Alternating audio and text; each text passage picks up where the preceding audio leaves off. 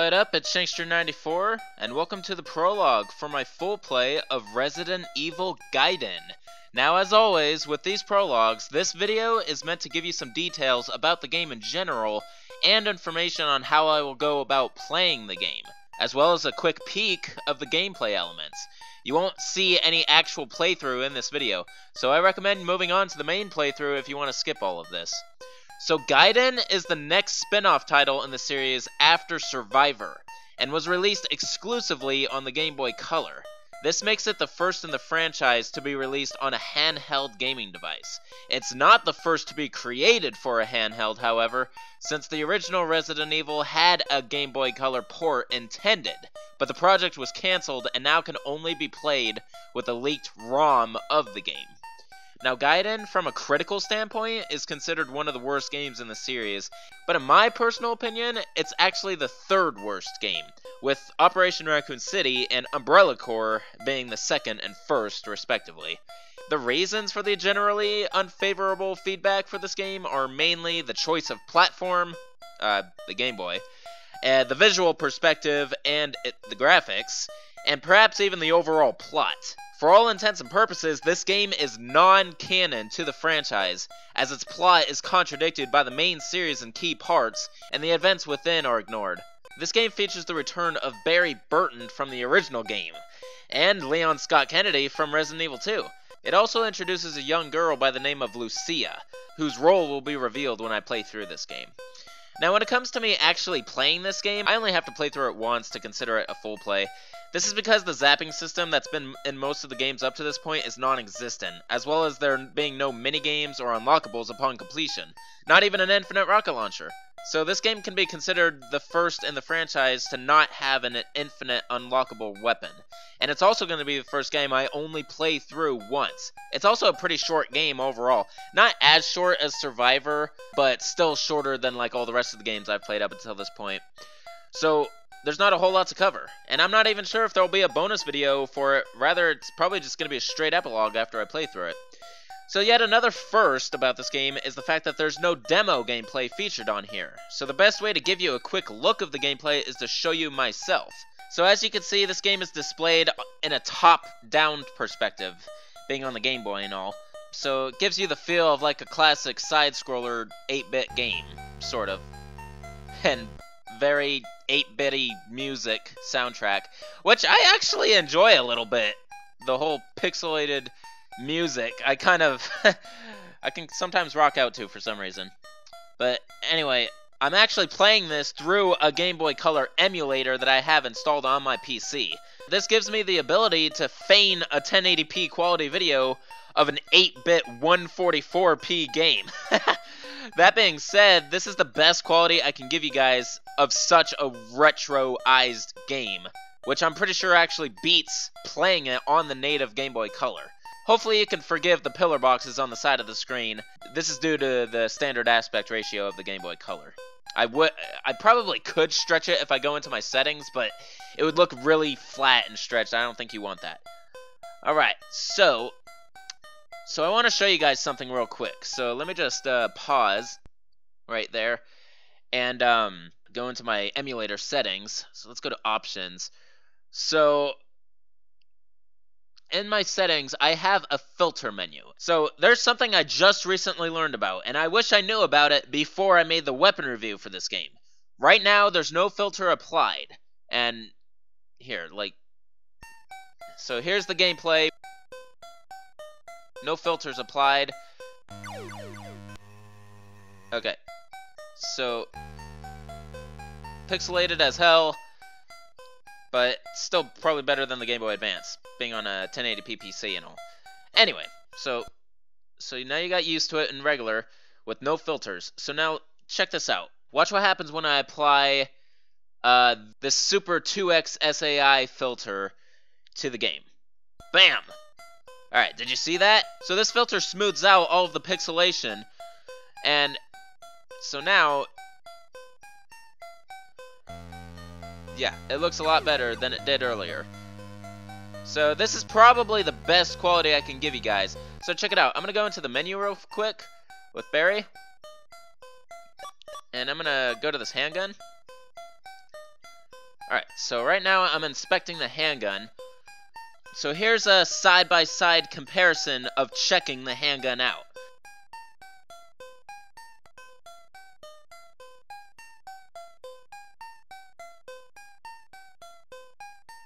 So I will definitely be playing with this filter applied to give you the maximum quality. The other filters that were in that menu don't enhance it any better, so don't worry about those. Alright, so back to showing you some actual gameplay. So you already seen me moving around and stuff, and here's me going into the inventory. So yeah, the game is like, it does have some similarities to all the games before it. It has an inventory, and you can equip certain weapons. But that's about it. When it comes to actually battling enemies, it is completely different than any game we've seen up to this point. So we have the handgun equipped, so I'm gonna get myself into a battle right now. And there's two ways to enter a battle. You could either get caught by an enemy if they get too close to you. And as you can see, when you get close to an enemy, it gives you a small notification. This also occurs when you have key items near you, or anything you can pick up, basically. Something will pop up in the bottom right of the screen. So it's like a notification-based game, more or less, rather than seeing like shiny objects, you know? So, yeah. Alright, so, like I said, the two ways to enter a battle is if an enemy gets too close to you, or I could do this, which is aim whatever weapon I have equipped, and I can move this cursor around, this crosshair around, and if I highlight an enemy and then let go of the button, I can enter a battle right then and there, but from much further away, so I would have an advantage if I did it that way. So yeah, let's enter a battle that way first. Alright. Alright, so here's the battle sequence. It's a slider with the target in the center. And you can move around, and you can do multiple targets if you want. So here I am about to defeat it.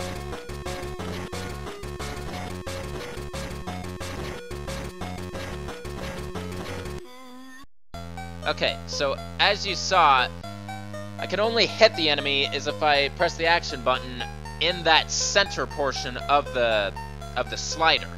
And then if I hit the dead center of it, that would result in a critical headshot of the enemy. I want to aim for that to make these battles as quick as possible. But that thing goes so fast, it's really hard for me to perfect my skills like with doing that. So this might be a tough game overall. We'll see. But anyway, that's one way to enter the battle. Okay, so some enemies actually drop items. So check it out. Alright. And they won't always die like right away. Sometimes they'll have your famous crawling zombies, and if you get too close to them, you'll enter the battle again. They'll be standing up for some reason.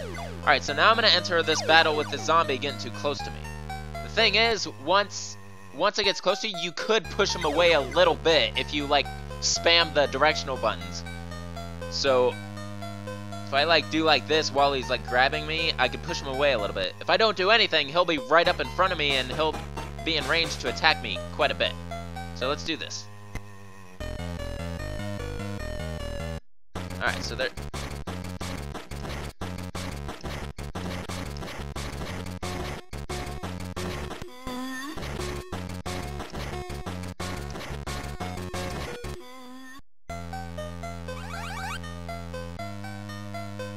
Alright.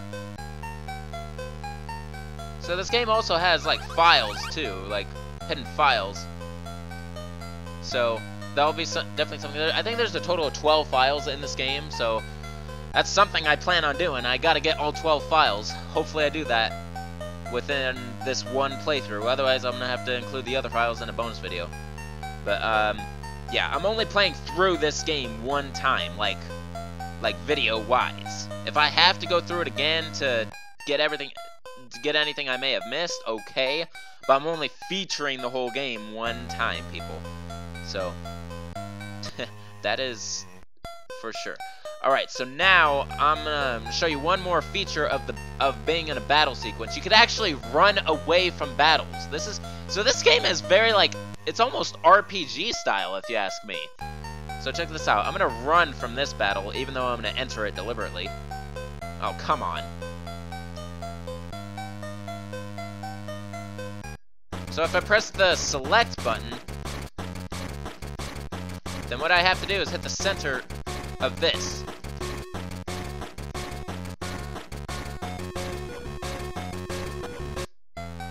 And that's how you run from the battle. The problem with that is, once you go into run mode, you can't attack the enemy anymore, and you won't be able to get out until you hit the very center of that slider.